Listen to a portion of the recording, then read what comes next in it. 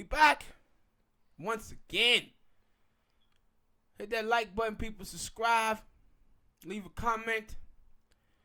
I'm gonna start this thing out, man, with one of our subscribers. She been with us for a long time, and she asked a question. She says, asked us to do a topic about people who don't want to get behind the reparation fight because they feel like they okay, but they're not coons. They actually, good people. They just don't want to get behind things, and she wanted to understand why that is. And to answer your question, the reason why people don't want to fight for reparation is because we haven't given them anything. The last 50 years in America, black politics have been non-existent. Young black people look around their communities, their neighborhoods, and they don't see anything getting done. They look at us, look at people who vote, and they say to themselves, vote for what? That's how Smoke is. Smoke the same way. He looks at voting and say, what am I voting for? Because he haven't seen anything get done. The reality of it is we haven't had anything get done for black people as a Pacific group since 1964 with the passage of the Civil Rights Act.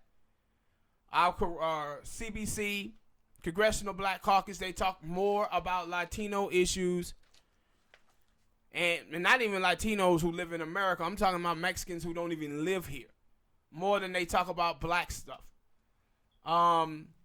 They talk about the LGBT community. They talk about feminism. When they start talking about black people, it's always people of color or minorities. They can't even say black. They can't even say black. When you look at the NAACP, what are they saying pertaining to the black community? What we got out of them on the national stage within the last 10 years with them saying they was having a funeral for the N-word. And all of our so-called organizations is dependent on white money. So they're not advancing any issues pertaining to the African American community. And because of that, black people don't believe. See, bad politics turn you into a libertarian. That's what bad politics does. And what you see from a lot of black people is that they just feel like, man, we're on our own. And they feel that way because they are on their own. That's why you have people out here to be like, man, do for self. And my whole thing is, yeah, I believe in do for self, but I also believe in if these people going to be getting black vote and the Democratic Party is going to be dependent on black vote, then they should do something for black people. Because we doing for self now when we ain't getting nothing. We ain't getting nothing. The problem is they getting something out of us and we ain't getting nothing out of them. And because of that, it just makes a lot of black people look at voting and say, why? Why? Hell, we can't get a higher minimum wage in America. They can't get universal health care or any of those things. So people look at why would we be getting reparations? Why would we be getting that? That's why people don't feel the need to fight. And because they just fighting in their regular life every day. We on our own. And so that's the problem what you see with so many African Americans when you see them vote so much for the Democratic Party. Like 90-some% of us, we pretty much just been giving them our vote and not got anything in return. And because of that, it have discouraged a lot of African Americans from participating in the voting process because they haven't gotten anything in return. And then they start to see our politicians and the Democratic Party put all of these other things over us. And the reason why they do it is because we go out there and just give our vote to them. So we have to start holding our politicians accountable that we're voting for. And that's when you'll start seeing some people feel like, hey, man, maybe something can happen. But we just haven't given them anything at all. Our representative haven't given us anything to believe in politics-wise. And you see black people right now with Joe Biden. Joe Biden has said all of this racist stuff. They asked him 400 years of slavery. What should the legacy be after that to do? And he goes up here talking about black people being bad parents. But you look at the polls and you see that African Americans are giving Joe Biden 50% of their vote. Out of all of this race stuff that didn't happen, racist stuff with him, black people are still out there voting for Joe Biden. And they let you know that they're not voting for themselves. What they're doing is the mainstream media have convinced black people that the only person can win is a racist like Joe Biden. That's the only person who white people would vote for. So black people are voting for Joe Biden for that reason. Well, guess what? If Joe Biden is the only guy who could win, and he already saying he ain't got no policy to help black people, but he have hurt black people. Well, when he get in office, he ain't gonna do anything to help black people because he got to keep those white voters who voted for him. And this is why it doesn't make any sense for black people to have this perspective on politics, that we gonna vote for centrist politicians because they the only people who can get those white folks who believe that if we vote for somebody like Elizabeth Warren or Bernie Sanders, there's a tax and spend liberal who gonna give my hard-earned money to the undeserving blacks and Latinos. Well, if you voting for that Democrat who can get to those people, then you voting for someone who ain't gonna do anything for your community because he's trying to keep those white people. They over there competing for racist white vote. So when black people been doing that for 50 years, and because of that, too many African Americans in this country just do not believe that anything can happen because of politics. And we have given them all the reasons to believe this. All the black people have. The baby boomers. We haven't been doing black politics. And because of that, our people are discouraged by it. All right, people. Hit that like button, subscribe. Next topic. Malik Yobert, people. Malik Yobert. Did you guys see the Breakfast Club interview?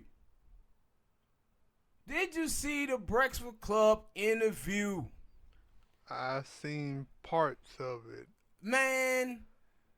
Matter of fact, I didn't even see parts of it. I just heard, yeah, I think you showed me a part of it, and I think I seen another part of it. But I mostly heard Charlamagne and DJ Envy kind of like, what the hell did we just go through? Yes. Like, they didn't say that, but the way that they were talking, it was like, what? You know, with LGBT community, with lesbians, gays, queers, okay, I get them a little bit. Transgenders, I don't get it all. Because you know what transgenders are doing? Transgenders are just out here campaigning for penis, bruh. And they trying to rearrange words, create new ones. Now that is the thing. Talking like, about that right there is the, like, who? Cause I think that was the thing that Charlamagne them cause I think DJ Envy was like, yo, what are you? And he was like, huh? Oh, I'm a cis heterosexual something. And he was like, man, I don't know what the hell they talking about. Yeah, because they're like, just trying to rearrange stuff. Like, what it is cis? What it is? Like, yeah. I know what heterosexual is and all that, but I'm like, what is this cis thing? What is this other thing? It's like cisgender. Why are you throwing this in here, man? See, what cisgender is supposed to mean? Cisgender is supposed to mean that you prescribe to the gender that your doctor gave you. My doctor didn't give me a penis. I was born a boy. I was born a boy. You. Like, what are you talking about? But see, these are the same people, though, that would come back and say that you can't call them a transsexual. You can't call me a man. You got to call me a woman. But they can tell us what we are. that we are prescribing to a gender that the doctor gave us. No. We was born men. Women was born women. And see, what you see from them, though, is a lot of pedophile talk, man. This is what pedophiles do. Pedophiles used to go around telling little boys that, hey, it really don't matter between a woman and a man. I can do the same thing for you that a woman can do. They mess with people's brains, and that's what you see transgenders are doing. They out here just campaigning for penis and trying to shame people that don't want to have sex with them. And it doesn't make any sense. Like one of the dudes on there, he gonna say, we gotta stop being so fascinated about penis. Penis don't mean nothing. That's what you campaigning for. You sleep with dudes. That's what you campaigning for. He's talking about, no, we should be attracted to people because of spirituality and all of this. Then why y'all can't go sleep with gay dudes? Same spirituality. Yeah. Why you can't sleep with gay dudes then? Like that was and see, like, that and this is my whole thing with them, right? When you watch them with transgenders, is that transgenders, they don't like gay men, they like straight men. And these people don't want to accept their life, that when you decide that you want to be transgender, they decided to be transgender because they wanted to be a woman. And they got so locked in on being a woman, but they didn't understand, well, what is it about women that men like? Vaginas. Vaginas. That's what men like, vaginas. Then they said, well, men just need to get over this penis thing. What? That's a big thing. That's a big thing to get over. Like, then you sitting up here and you talking about but no, also, men giving up children. Men want to have children with kids that look like them. You can't give them that. And also like they not like, okay, you feel that you are a woman and so you going to get this procedure done. Feelings, that's the problem. Feelings do not trump science. No, and they trying to tell people to no. But what I was gonna say was that okay, you can feel that you're a woman, so you're gonna get the surgery done, and you say, yeah, I'm a woman now. But when you, like I said, every time when a dude, straight dude, go to your mama house and he see a picture and he like, oh, that's your little brother, and you say, no, that's me. If you ain't telling that person, like, okay, you feel that you're a woman, but if that other person is saying you was born a boy and you trying to tell me you a woman, no, man, you a boy. Look here, man, feelings lie. It's men out there, women out there who feel that they in love with somebody and then they find out the person is cheating on them and never really took them serious. Yeah, feelings lie. Science don't. And what those people are trying to do is get us to not believe in science. He's out there trying to switch words, right? See, he know, Malik Yerbert know that the words coming out of the closet, coming out, is terminology that is normally used surrounding gay people. So when they were like, so Malik, when he came out, no, I stepped up. I stepped up. No, you didn't step up. You didn't step up. For what? No, he talking I stepped up. No, and see what Malik, he's talking about, he a cis heterosexual man. See, he's trying to buy in. He's trying to buy into the fact that these are women and he just happened to be attracted to women with penises. That's what he's trying to tell you. No, partner, you like sucking peen. But that's what your problem is. And see, but this that is a big thing. Like you and can't be a woman and you have a penis. Yes, but see, this is the thing. This is the problem with this. See, with guys like him, see, all of these transgenders, they sit around and they try to hold on, wait a minute, I'm gonna make a point. Sexual, but all that stuff is stupid. But these are these people just trying to rewrite history and rewrite science, man. All that stuff is stupid. They just coming out here blabbing out stuff that makes no sense whatsoever, and this shit has to stop. See, with him, transgenders sit around and they blame straight men. But straight men is not the problem. Who is the problem is people like Malik Yobert. And let me tell you why he's the problem. See, Malik Yobert don't have any conviction behind himself. He doesn't have the courage to be who he is. So guys like him stay in the closet sleeping with transgenders in the dark, and they end up harming transgenders because of that. But they come around and blame it on straight men picking on them. Well, guess what, Malik Yobert? All of those transgenders that you were sleeping with, they had the courage to come out. All of the gay people, they had the courage to come out. You the one who chose to stay in the closet because you could not face the reality of America. You was too busy worrying about what other people thought about you. And see, the problem also with him is that he don't only hurt the gay community, right? Because he hurt the transgender community because one, he's in the closet and he won't come out, so they don't have any dating partners, somebody they feel that they can marry and do all this stuff with. But he also hurt them because guys like him hurt them because they end up killing them. But then, with all of this craziness, these women think that the people who sleeping with them is straight. Malik Yobert is not a straight man. He over there playing mind game with himself still. He still don't have the courage of his conviction. Because if he did, he would just say, no, man, I'm attracted to men. And he said, well, I'm not attracted to men. No, you attracted to men who look like women. Still attracted to men. He's trying to say, well, I'm not attracted to men who are muscular and you know, who play football and basketball and lift weights and stuff. I'm not attracted to a muscular build. But you're still attracted to women. I mean, attracted to men. They just have makeup on. And see, he still don't have the courage. And see, this is what, instead of them trying to get these guys, and see, transgenders, they run into a problem because they want to fool themselves too and saying that they attracted to straight men. No, if a man sleep with a transgender, he gay. So all of them are playing mind games with themselves. Men who are like Malik Yobert and transgenders are both playing mind games with themselves.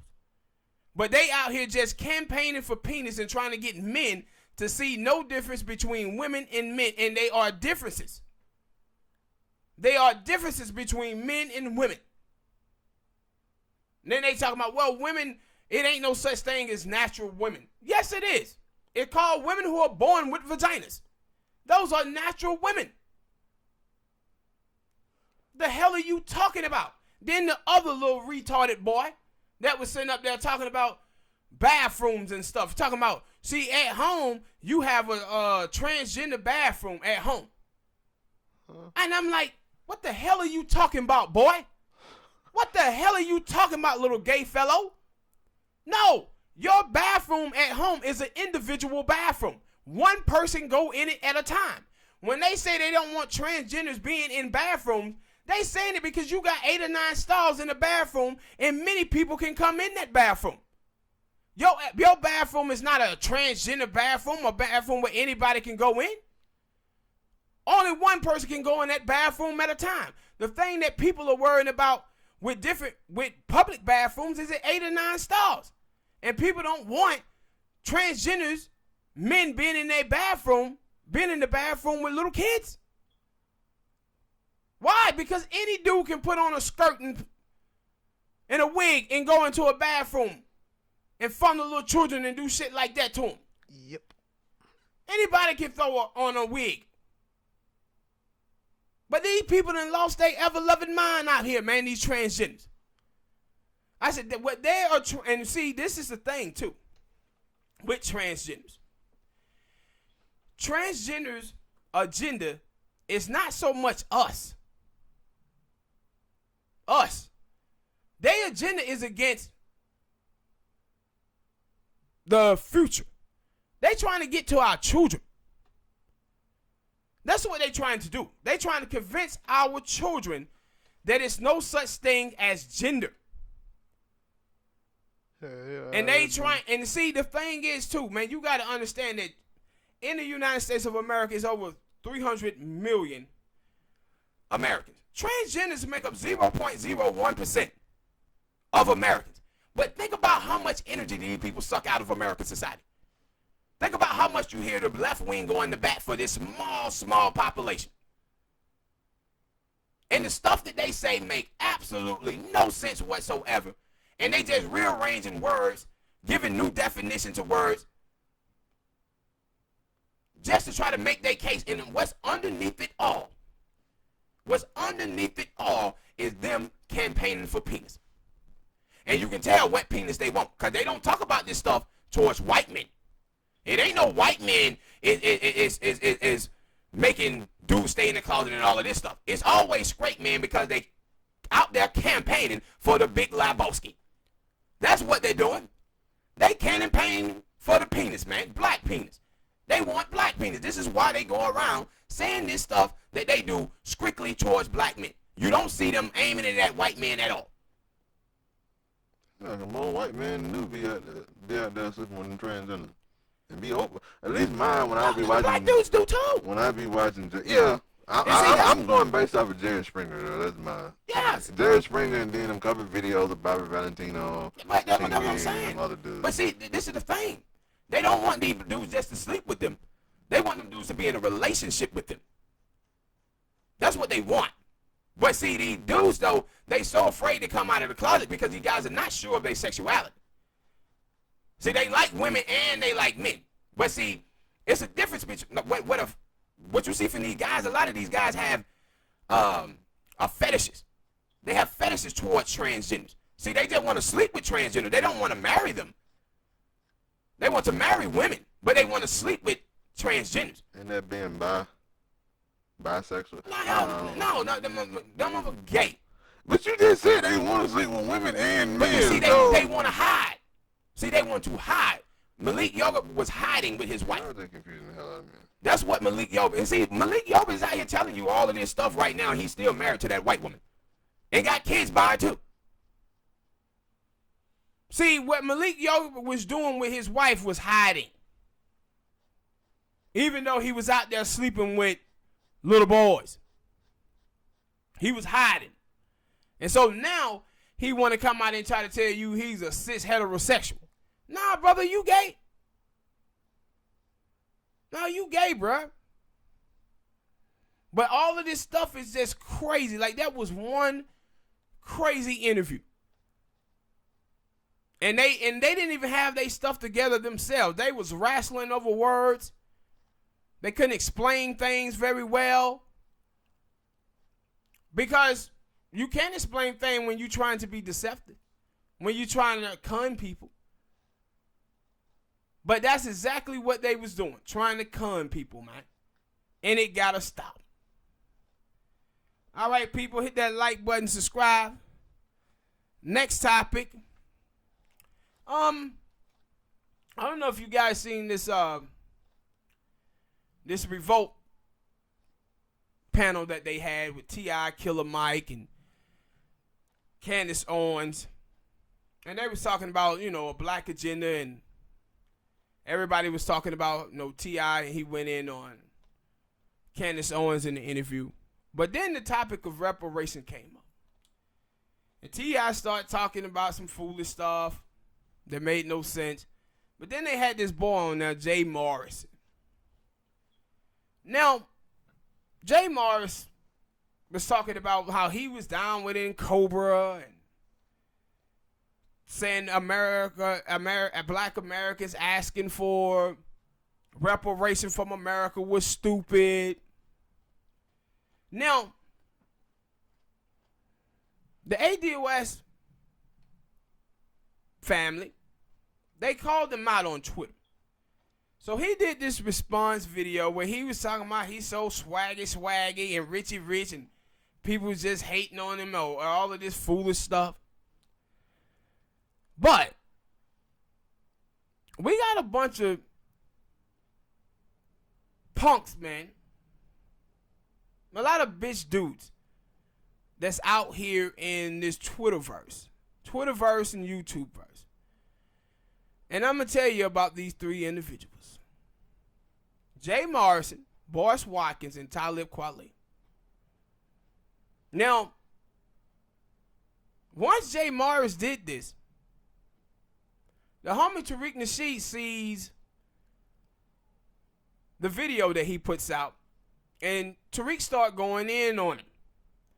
So Tariq find old tweets where he was out there calling himself Dominican J. And Tariq said, yo, you know we can't trust a dude who's out there calling himself Dominican J in the first place. He having no conversation in this reparation fight in the first place because he's not even eligible to receive reparations from the United States of America. But the problem is this. Jay Morris, Boyce Watkins, and Talib Kweli all have something in common. And you know what that is? All three of them was called out by Yvette Carnell. All of them was. So these three individuals are trying to destroy a movement that is about black Americans because they are in their feelings because they could not handle critiques and criticism coming from a woman. So after Tariq calls out Jay Morrison, you know what he does? He puts out an Instagram post talking about, yo, Tariq Nasheed got this thing going, man, about fight reparations, and I'm all for it. They got a nice thing going. I just want unity and all of this. Oh. When Tariq bring you to the table, start getting on you, now you want a unity. But see, you see how he contributed the movement to Tariq. He doesn't mention Yvette Carnell. He doesn't mention Tone Talks.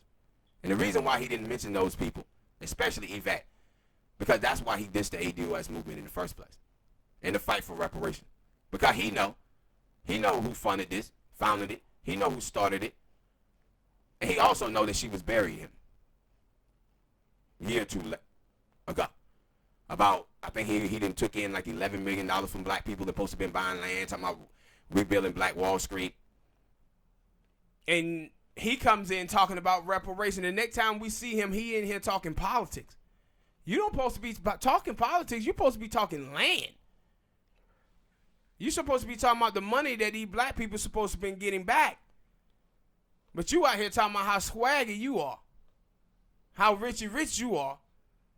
And how black people shouldn't be fighting for reparations. But that's why these cats are doing this, man. They trying to destroy something for black people because they in their feelings because Yvette Carnell critiqued them. But they never go after Black Authority or, Professor Black, Tariq, even Tone Talks. They don't even shoot them shots at him. They only shoot it at Yvette. Yvette got them all in their feelings, man. All in their feelings. These cats out here pathetic. But hit that like button, people. Subscribe. Next topic. Dennis Rodman. Dennis Rodman said that Madonna offered him $20 million to get her pregnant. My question to you, Smoke. I've been rich right now. You busted. Shit, I've been rich right now. I've been a 60 million. I would have been in there trying to go for triplets. Did you see how, because Charlemagne in the interview, Charlemagne asked him, it was that Madonna wanted you to get her pregnant. And he said, "Oh, I tried." And he said, "Really, you tried?" And he was like, "Yeah." He said, "I was in Vegas gambling." He said, "She got in touch with me and told me she was ovulating and she had a mansion up in New York around the Central Park." So he said, "I told her I'd be there in 5 hours. I got on a plane, went up there, did my thing, went back to Vegas and started back gambling." Yeah. And he said she just didn't get pregnant. Then he said she asked me for $20 million, told me she would give me $20 million if I got her pregnant. Now, Let me tell you something about Madonna. Something ain't right with Madonna. You know? Let me tell you why. If you watch her career, and he said this too, he was like, Madonna had a thing for bad boys. Mm-hmm. Because he was like, shit, I made her career because because it was her, it was. But my thing was, she dated Tupac, she dated Charles Barkley, she dated Dennis Rodman. I know she dated Charles Barkley. You ain't know that? Yeah. I know her and Tupac had a fling, and Yeah. Tupac like, I can't do Yeah, she dated all of those dudes, and I said, you know what? Madonna was out here trying to get black babies for some reason, bruh. Like, that is obvious to me at this point. And now you see she got them. She got like what, 3, 4? I think she adopted them, right? Yeah, she got them, but she was out there campaigning for black babies. Yeah. Madonna was, for some reason. And it was crazy. I guess it had to be Pacific people because I'm pretty sure there been some black dude out there like, hey, shit, I would have took that. And hell, they would have did it for free. But I'm definitely saying 20 million, yeah, I would have gave you 3 right off the top. I've been there working. And see, my thing is, too, with, I don't know if you guys seen this Dennis Rodman special. But the Dennis Rodman special, it was 30 for 30. It was crazy too, because in this special, Dennis Rodman talked about how, like, his mom threw him out when he was 20 years old because he got caught stealing, and she felt that he was headed down the wrong path, so she threw him out. So then, Dennis Rodman supposed to been going to school, and this little white boy started befriending him, because Dennis never had any friends and stuff like that. And in the documentary, the woman who he lived with, this white woman,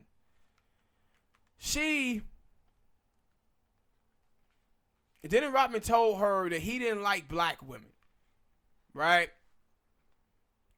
And she told him because she was racist, full-blooded racist. But she told Dennis Rodman that he needed to date his own kind. And Dennis Rodman got mad with her about that. And she's told Dennis, now look here, you nigger. Now, Dennis Rodman was talking about how, like, with race, I didn't see race. I didn't see race. I didn't know anything about race. But my whole thing is that Dennis Rodman was down here living with this white family that was racist. And everybody who was around him in that time was racist. He told a story about how that white woman would go around his live-in mother, would go around and tell other white women in the neighborhood that Dennis Rodman was sleeping with their daughters. Quick question, I'm pretty sure I know the answer. He said he had kids. His kids are mixed, right? Yeah. Yeah, because he don't date black girls. Just clarify. Yeah, he don't date black girls. So, Dennis Rodman, he says this, that, he tell a story about how him and this little white boy, I think the white boy was like 12. So Dennis Rodman was like 20, 21, hanging out with a 12-year-old. And also another question, sorry. He had a movie about his life. Was everything that was, well, I didn't watch that movie. You probably didn't either. I'm finna say, well, everything that was in that movie, was it in that documentary? Probably was. Most of it anyway. Cause at least when you tell me about the white girl, I remember that in that movie, like, that was the thing. Like, he was like, yo, he didn't date black women because they called him ugly and stuff like that. Yeah.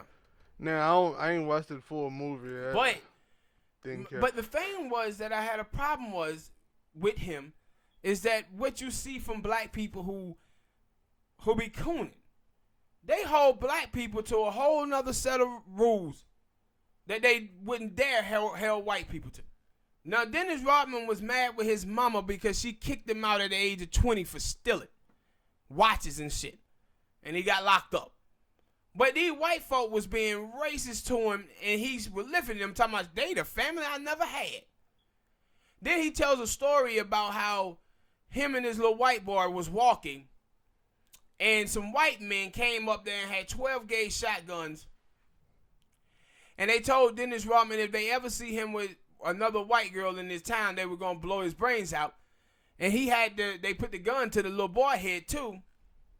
And he was on the Breakfast Club crying about it, but he kept telling you that he did not care about race. No, you did care about race. The thing was you were suppressing it.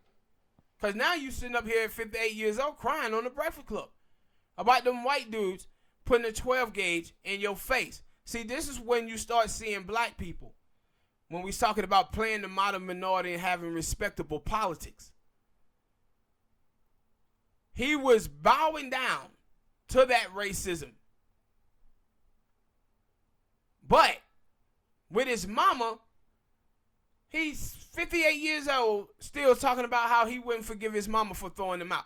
But he forgave them white folks for everything that they did and said to him. He forgave all of them.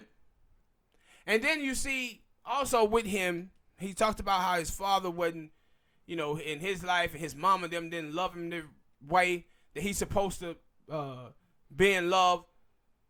But then you go and watch him to see how he is with his kids. He ain't in none of his kids' lives. So the same. That's why I asked the question again, because I didn't even know that he had kids until he said that. He had like 3 or 4 children. But the thing is that Dennis, your mom kicked you out. But you know what your mom did? Your mom never gave up on you, and your mom kept trying to be in your life. You, on the other hand, you ain't even trying to be in your kids' life, but you would think, you know what he would think, though? He would want those kids to forgive him.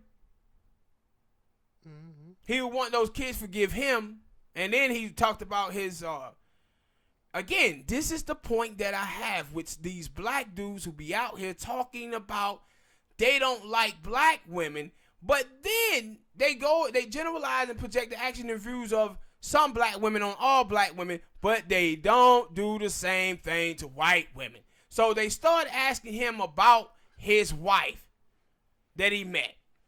And you know what he says about her? He basically says she was a gold digger. That's what he says. That she had a kid, then when the kid was born, she started asking for all of this money, and then he went 20 years and not talking to her, and because she just kept trying to get money out of him and stuff like this. Did you judge all white women by those white women you had in a relationship with? No, but you judged all black women, and you weren't even in any relationship with them.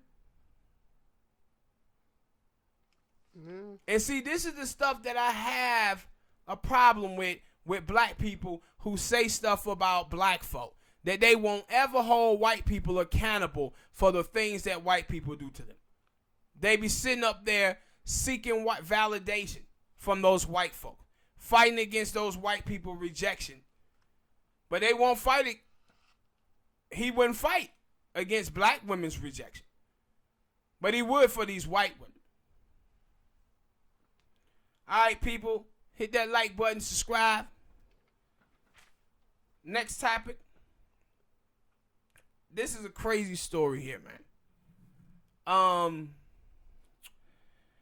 A white man with 4% African DNA who is fighting to be legally recognized as a black says he even subscribed to Ebony magazine, and he feels sorry for race fakers like Rachel Dolezal.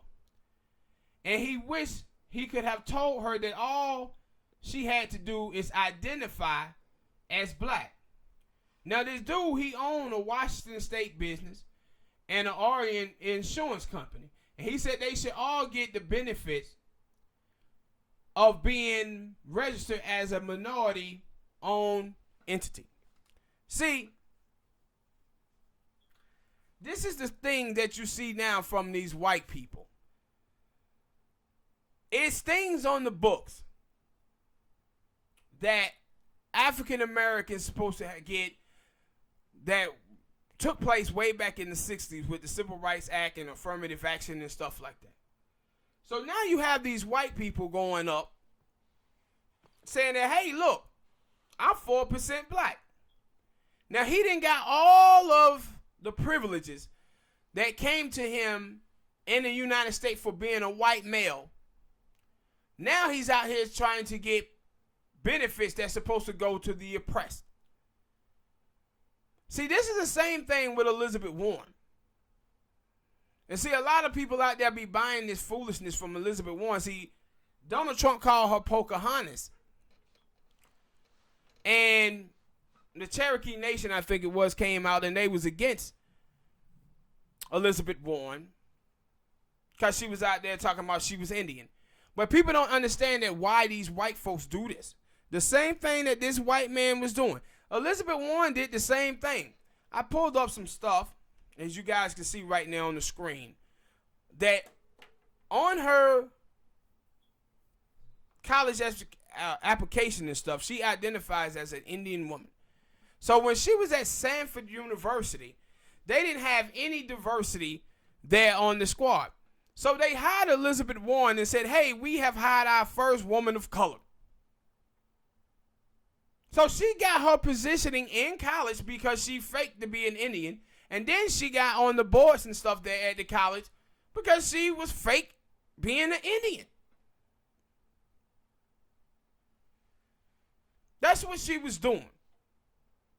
And see, it was a story also in the Washington Post where the dude wrote a column and he was talking about reparation, and he said, this whole thing about if you don't have an African slave in your lineage, then you shouldn't get reparation. That's a bunch of hogwash. I said, you see how we have a couple of problems with these black immigrants. One of the problems is that we got to just flat out coons. Those are the people who spray African Americans being a cop, saying black people are lazy and all of this stuff. They hate African Americans. African Americans ain't got no culture. But then you have the other ones. And those are the so-called good ones. And what they have done is wove themselves into our lineage. And they think that they supposed to get reparations because they go through verbal racism. But the truth of the matter is, it's 4 million black immigrants in America. 4 million. Most of those immigrants got here after 1980. After 1980, they've been here. And this is the thing that people don't understand, man. Before 1965, with the passage of the Immigration Act, the people in this country was black people and white people. It wasn't that many black immigrants here in this country. It wasn't that many Mexicans like that in this country. All of these people came after. Like in 1980, it was like 800,000 black immigrants in America. 800,000. Now today in 2019, it's 4.6 million. And these people are telling you, because white people have been verbally racist against them, I deserve reparations too. White people see us as the same. White people don't get to tell me what I am. Our lineage is different. And you don't see African Americans talking about going anywhere to other countries demanding reparations. So that's what you see from these people now. And the problem that we have, black people, and because we haven't made any differences between us, that now all of these people that's in the media, most of them are black immigrants. So what you seeing them do is them trying to co-opt this reparation debate. The same thing that you seen with Boris Watkins. They trying to co-opt it and take it over. And just like this old white dude here, dude, 96% white, Smoke running around talking about he a black man. That he a black man and he's supposed to get reparations. Supposed to get benefits. This is the same stuff that Elizabeth Warren was doing. And this is why we as black people ain't been able to do anything, because we don't do black politics. This is black politics here. You have to establish yourself and your people as a group. And you have to fend off people like this. And we haven't been doing it. They've been doing this stuff right on our noses. Taking benefits that supposed to be going to black people. Well, people, hit that like button, subscribe. Next topic. Tekashi 6ix9ine. Snitch 9. Tekashi is snitching on everybody, man. So if you listening to this and you got some shit that went bad with you, you better hope he don't tell on you. Cause he's snitching on everybody, man. Cardi B said she was a blood, but she was a brim blood, not part of that, not part of you. But I was like, they didn't care. They gonna have your ass on books of being in the game. Remember, they gonna be watching your movements. Yeah, but you know, that's all they wanted. Like I don't think that she got that. No, they asking him about this so they can start watching y'all movements. And the thing with him though, is so many people was trying to tell this little ignorant fella he need to sit himself down. Mm-hmm. And like the full interview, like I didn't watch the interview. You watched that full interview with him and Charlamagne. And in that interview, like, and he played the clip over, and that he was like, "Yo, y'all, I tried him and Ebro, but on him he actually had the clip because he actually had an interview. Ebro wouldn't even want to have an interview with him because he knew that he didn't want to listen. And that's the thing that I don't know if you listen to the leak audio of his kidnapping. I listened to it a little bit. I think that a little bit. What's called? He had a full vid. Big homie Willie D, but I didn't watch the whole vid. And I get to that after I get to what I'm saying about Charlamagne. And Charlamagne, he was like, I'm like, yo, like, stop it, like this shit gonna end bad. And he was like, you know, when I get touched, that I actually get hit or get whatever, y'all gonna sit here and laugh about it, but I'ma laugh now. And it was like, no, you ain't. You wasn't ready. You was sitting there talking real big and tough like you were ready for whatever that was gonna come, the consequences that were gonna come to you. And now, you're not. Yeah, but because in that video when he was getting kidnapped, it supposed to been some other dudes, and then he was like, and those dudes knew him. Like, I don't, like, maybe that was a thing that we reported before that they knew him. Yeah. But he was like, oh, man, I'm just scared, man. I'm just scared because, you know, I got the dude, his manager over here. I think his manager named Shotty. I don't know his name. Yeah. And he was like, yeah, he like extorted me and stuff. I'm just scared, man. Like, I tried to talk to y'all, but, you know, I want to talk to y'all, but I couldn't get to you because I ain't had your number. I'm just scared. And I was like, that wasn't what you were saying a couple of months ago on Charlamagne show. You were talking big shit. Big stuff. Now you talking about you scared. Now you scared, huh? But you on a damn stand testifying, blabbing. But the thing is, he paid them $80,000 to be around him, so he can look tough. Yeah, take on this persona as a gang member. But he never was a gang member like that. So these black dudes, they feel that they have a sucker on their line. But these dudes, instead of just playing the role of like being bodyguards or whatever, they are really out there putting in work in these streets. Not knowing that this dude gonna snitch on them the first time something go bad because he really scared of them. Mm-hmm. And they sitting up here planning fake robberies. But the stuff that he was telling, like, for me, the Chief Keef thing. Like, if this dude don't go to jail for something, yo, he really, really didn't went in snitching because he's on stage telling them, yeah, I plotted to kill Chief Keef, not one time, but 2 times. They shoot at him one time and miss. He paid those guys supposed to be $20,000. But then he came back and he cut it down to $10,000 to kill Chief Keef. Then he sent them out to Trippie Redd. Followed Trippie Redd. He in the car with him to go and beat up on him. And he said it was crazy too. When they asked him he said, I was there, but and I was in the fight and I threw punches, but none of them landed. None of them landed, right? And then when he tried to dry snitch on Cardi B. Like, they asked him about, did he know any game member? He was like, yeah, Cardi B is a part of the game, but I didn't pay any attention to her, though. Mm-hmm. You knew that she was there? So he just throwing out her name, and then he throw out Jim Jones, Talk about how Jim Jones was there, and they had a recording of Jim Jones. And Jim Jones was telling some dude about, he was telling the dude that he felt that Tekashi 6ix9ine was going to be a problem. And turned out that no, Jim Jones was right. He is a problem. He over there snitching on the whole gang now. Mm-hmm. He's snitching on the whole gang. And people are, and the thing is too, also, with this thing with Tekashi, a lot of people out there, y'all better be watching y'all Twitter feeds, man, and looking at your people who are around you, because a lot of people telling you they're a snitch. A lot of people are. Because folks out here saying, well, man, he's snitching because he facing 40 years. Nah, partner, that ain't how the game goes. Don't commit the crime if you can't do the time. Mm-hmm.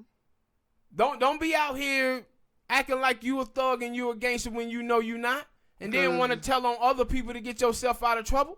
Because that's what he doing here. Because I said funny because I was listening to the interview with Fat Joe, and he was talking. He was like, "Yo, you know, when I was younger and I was doing my stuff with me and my people, he was like, I'm not like some of these. I forget what he said. He was like, because those are the dudes who would go and get you to do something, knowing that going and get you to do something dirty or something illegal, knowing that yo, it's a great chance your ass gonna go to jail when you get caught.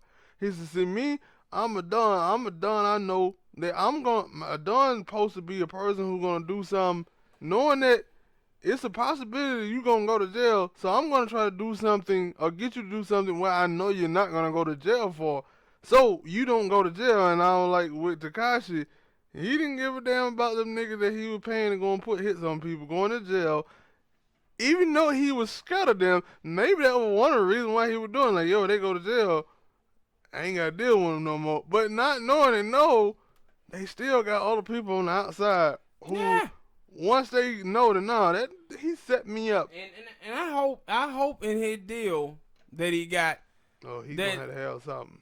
That in his deal that they gonna put that dude in witness protection program, because if not, when that nigga he can't go back to New York. Please. When that boy, now the thing is, if he come out trying to be a rapper, I don't know how he gonna do it, but if he came out, no, he can come out and be a rapper with these fans today.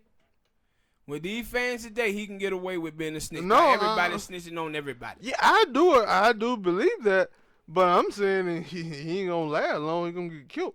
I'm saying that he came out like this is my thing. When he get out, we ain't gonna know it because his hair ain't gonna be rainbow color. He ain't gonna have no more tattoos.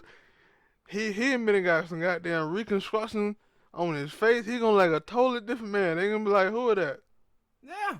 And and that'd be the major way that he come out and be like, yo man, that nigga he sound just like Tekashi 6ix9ine. And I'm like, that is Tekashi. And that he's like a white dude now. Yeah. And see, and what was so bad about it is that everybody was trying to tell this fool. You know, he even snitched on too. And that's that's when he really playing with fire. Cause he tried to throw Jay Prince in there. He wouldn't mention Jay Prince's name, but he says, yeah, you know, I was pursued by this fake like mobster record label, Rap A Lot Records. See, Jay Prince owned Rap A Lot Records. So he was out there trying to... But he give him time. Mm-hmm. Give him time. Cause he's snitching on everybody. Like, it seems like every day is something new coming out, and I'm like, boy, what that deal? The other thing, like the video that I watched on World Star to do, like, yo, in the video or in the trial or something, that they were like, and in front of too, them dudes was sneaking in cameras, filming the trial. I'm like, now maybe that's just me, but I'm like, how y'all letting these dudes get in and get these phones through security or getting this stuff? These people can sneak in a gun and try to kill him. Yeah. You need to be patting down everybody. I was like, especially the way he out here snitching. Mm-hmm. And see, for me, with Cardi B, because you remember Cardi B had these girls jumped on.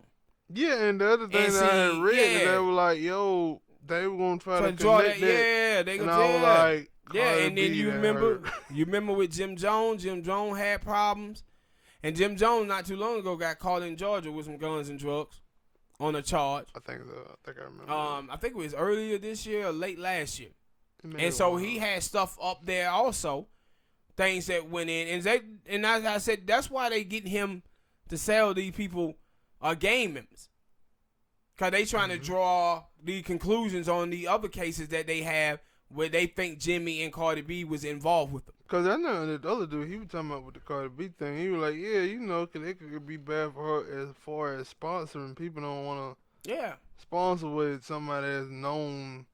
But And then- the thing is that Cardi B a long time ago told Yeah. people that she was a blood game member, though. Yeah, cause I remember Ebro them telling her that, you know, you might want to Yeah. quiet down on that. Like I don't know, like and this was before Tekashi had got booked, and he was still saying, yo, people be out here playing around with their gang shit, not understanding that the old people ain't playing. Nah, If you they come ain't. out here repping they set and shit, yeah, you better get ready to pay them dues. And now I don't know Cardi B's situation, but we see with Tekashi's situation, it was straight up fakery. Like Yeah. that first video, one video, he was like, yeah, I called up some people, and the dude, I guess it one of them dude who became his manager, helped him. Like those dude that was in one of his videos, he ain't know none of them dudes, but they was all got the bandana and stuff, and he ain't know none of them dudes, and it was like, what? So every video you did, all the people that was in there rapping and wearing your stuff, jumping, you knew none of those dudes. Yeah. And he paid all of them. And it like, He paid all of them. And that's what was amazing to me is that his whole rap career was purchased. Mm-hmm. Like Trippie Redd did the beat for him that made him into a star. Then he had all of these blood game members and hired them to be in the videos and stuff with him. And then he had them, like he acting like he was a little mobster out here doing hits on people. He didn't even last 2 years. Yeah, flamed out quick, and everybody was trying to tell the little fool too, man. Well, all right, people, hit that like button, subscribe. Next topic, Joe Biden. Joe Biden at the last debate, they asked him about, you know, the 400 years of slavery and the legacy of it and how to get better. And Joe Biden don't go talking about reparations. He doesn't go talking about reconstruction. He don't do any of that. What he comes out saying, though, is that black parents should be better parents. That black people are in the position they're in because they're parents. They have bad parents. Now, the reason why this is a problem is because you look at polls and you see that 50% of African Americans is supporting this bum. They keep showing Joe Biden all this love, and Joe Biden haven't shown it to black people his whole entire career. Now it comes out that Joe Biden was also the dude who was in there pushing Ronald Reagan to do the Rockefeller drug laws that decimated black America. Then he came back with Bill Clinton and wrote the 1994 crime bill that decimated black America. And it also hurted not just him, but the Democratic Party as a whole, because that's how Al Gore lost the election in 2000. John Kerry lost the election in 2004 because they was wiping away all of the black people's voting base. So down there in Florida, they lost the election down there in Florida. The Democratic Party have the governor races ever since 1991 by 1 percentage point. But the drug war pretty much wiped away 40% of the African American voting base because 1.5 million African American men could not vote down there, and they was losing just by 1 percentage point. Now, with Joe Biden as well, I'm seeing all of these crazy black people out here talking about, well, if it's a race between Donald Trump and Joe Biden, I'll take Joe Biden over Trump. I'm here to tell y'all that Joe Biden is worse than Donald Trump. Only thing that Donald Trump have done is gave racist rhetoric towards black people. But Joe Biden have took black lives. His policies have taken black people out of the game. Now, if you think that Joe Biden is so different from Donald Trump, let me tell you why he's not. There was stories that came out of the White House that Donald Trump thought the only people who was on welfare in this country was black people. That white people wasn't. If you listen to Joe Biden comments a couple of months ago, where he was saying, you know what? Minority kids can achieve just like white kids. Poor kids. Yeah, he said poor kids can. He's telling you he think only minority kids are poor kids. And white kids are rich. He's no different than Donald Trump. You got two type of racisms out there, people. You have racism like Donald Trump, which is blatantly white supremacist racism. And then you got your subtle white liberal racism. Racism with a smile. And you know which one is worse? That racism with a smile is worse. It's the same way when you start talking about who is the biggest problem to black America. Is it black conservatives or is it black liberals? It ain't black conservatives. You know the reason why? It ain't that many black conservatives. But the black liberals in America have been doing so much harm with their respectable politics and trying to be the model minority. They have done so much harm to the black community. Now, you know what's funny about Joe Biden talking about black parenting? Both of your kids are drug addicts, Joe Biden. Your daughter was a drug addict and your son is a drug addict. Your son was sleeping with your brother's wife. Your son, she just dumped him. Then he gets a woman pregnant in one of the southern states. I forget which one it was. At the same time, he over there marrying a woman in Africa. Your daughter, she was charged with drug crimes. See, this is the difference between your privileged white ass and black people.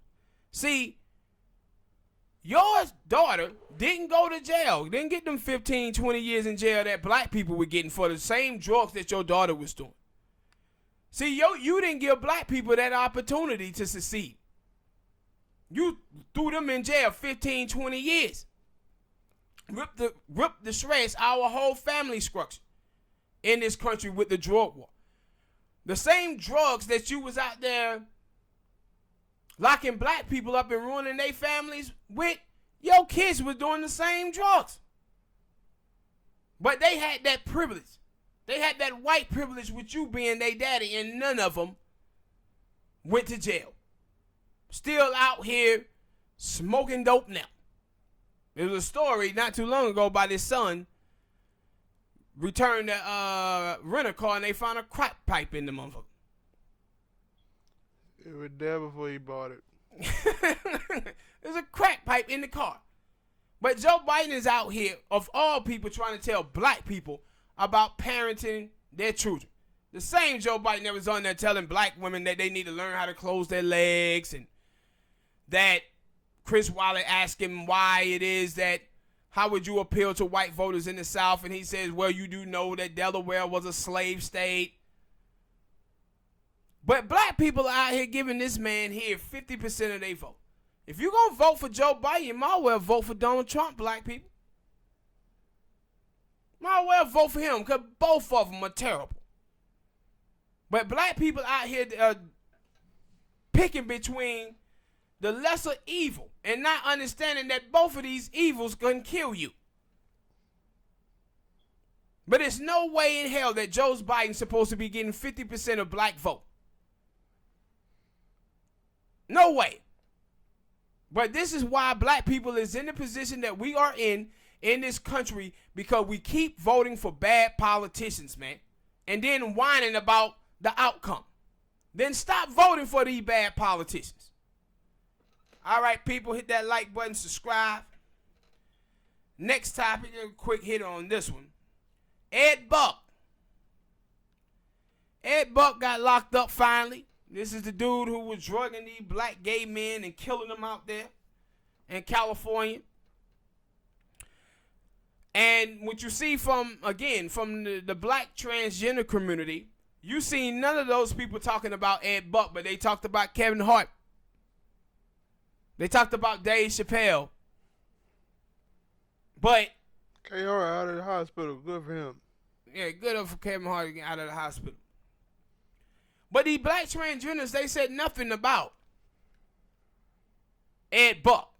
The people who you seen talking about Ed Buck was this nice young black sister named Jasmine on Twitter. So she was real huge and spreading the news about Ed Buck.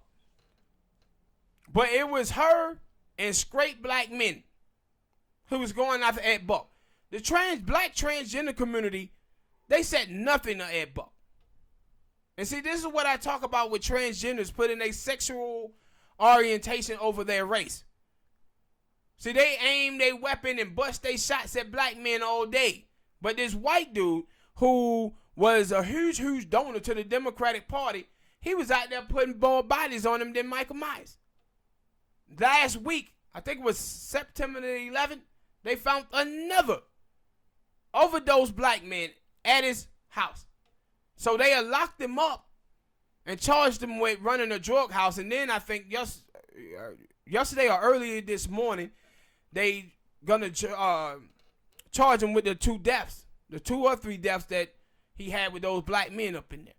But my problem with this is that the black transgender community said nothing. The Democratic Party, the people who represented the interests of black people and gay people and all that, you ain't seen them say nothing about Ed Buck. But after all these other black people out here, all of them going after R. Kelly, Cosby, all of them, Kevin Hart. But the white dude over there then killed people. And ain't nobody said nothing in the transgender community. But we had to give pressure on him to get him locked up. But it's good that his ass is in jail. All right, people. Hit that like button. Next topic. I don't know if you've seen this smoke yet. I think it probably happened this morning. But Fat Joe was on Hot 97.5 with Ebro. And he said all Latinos I watched that interview. I already know. are black. Now, in certain parts of his story, that is true. That slaves were sold all over the world. All over the world. But you have white Latinos. You have white Latinos. And those white Latinos, they subscribe to whiteness. Now, the reason why this caught my eye about Fat Joe saying that all Latinos are black is that a few years ago, I saw this documentary with Fat Joe on it. And on this documentary, Fat Joe was going in on Reggie Jackson, the great New York Yankee baseball player. And the reason why he was is because Reggie Jackson was saying he was black. That's why Fat Joe was mad at him. The same Fat Joe that's coming out today telling us that all Latinos are black people. That changed heart. Changed my ass. No, what he wanted was he wanted Reggie Jackson to be a Latino. But when he said, nah, I'm a black man, I identify as black man with my afro and everything, Joe didn't like that at all. But now, here he goes with Joe, them trying to move in to black lineage. Now, it's okay for the black, the Afro-Latinas or whatever to say they black. But don't you be pushing this on all black people that all Latinos are black, because all Latinos don't consider themselves black. They don't at all. And see, my thing is when you say stuff like this, aim it at your community. No, I think that I told you I watched the interview. I think that's what he was doing. That is what he was saying. That I know a lot of other people because they just didn't talk about Latino. They talked about a whole bunch of. They talked about Cuban people. Yeah. They talked about everything. Ebro ain't finna. Ebro know all about that. Yeah. But I think that's what he was doing. He was saying that we all black people, but that's why I don't like when I read it. I seen it and I told you about that when he had an interview with not Hot 97, but he had an interview with the Breakfast Club at World, and he was saying that he was a black Latino, and I was like, I remember a while though, like on an interview he did with Dan Lebertard and on that show, Highland Crucible, and he was like, that's why he was with his music because he knew some Latino people didn't like him because he did hip-hop music and he rapped like a black person, and some black people loved him, some black people didn't. And so he was basically, I don't know if he said he was stuck in the middle, but I remember him telling that story, so that's why I wasn't surprised. Like that Richard Jackson thing, yeah. I never seen that, but calling himself a black Latino and this, he wasn't always calling himself a black Latino. I wasn't surprised about that. He was like, if you watch the story between him and Big Pun, they didn't call themselves no black Latino. They were saying they was Latino. That's what they were saying. That was what they was repping. And Big Pun was saying that we was allies to we was black men and black people and Latino, we were going to run hip-hop together. So they was trying to woo themselves into black culture and be accepted. That's what they was doing. Now Joe is saying, no, all of us, we black Latinos, all of us. That ain't what Joe was saying. He wasn't saying that 5-6 years ago. I said, change of heart, man. If you listen to the interview, you got to watch the interview. You got to watch both of the interviews. He talks about how he has grown up, and now you can't pick and choose when somebody grow up. And it ain't. I ain't saying that he grow up out there. That's something 50 years old. No, I'm telling you. This has nothing to do. Like, I understand where you coming from, but I'm also saying, look, yeah, he's saying, like, you one of the people who tell me, I don't hold stuff against people. I'm not holding and it I'm against telling him. you that, if you watch the interview, if you watch both of the interviews, he tell you, I grown up. I learned a lot more stuff, a lot of stuff that had happened to me. So maybe this is the reason why he is saying this. Yeah, I'm talking. No, what I'm saying, Joe can say whatever he wants to say, and he can grow. But when he say, all Latinos are black, and I'm saying they are not. All Latinos are not black. I am telling you that if you watch the interview, he's telling you. I get what you're saying. No, you're not. Because if you did, we would just be over with this.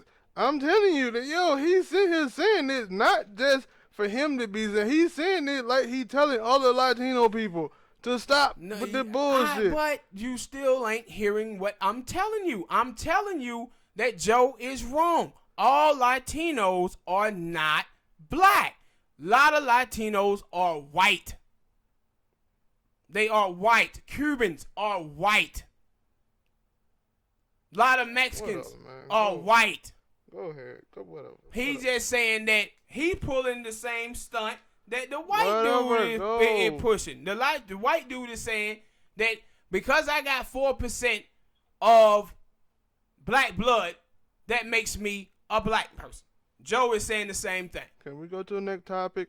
It ain't about the next topic. What you getting your feelings about this shit for? I'm saying is that all Latinos, he can say whatever he wants to say, but what I'm saying is all Latinos is not black. That's all I'm saying. All Latinos are not black, partner. It ain't about going to the next topic. All Latinos are not black. And he wrong for saying that all Latinos are black when he know they're not. They white. A lot of Latinos are white. Well, all right, people, man. We'll holler at y'all next show. Smoke acting like a bitch and walked out on the topic, trying to cake for Joe. Well, we out. See y'all next time.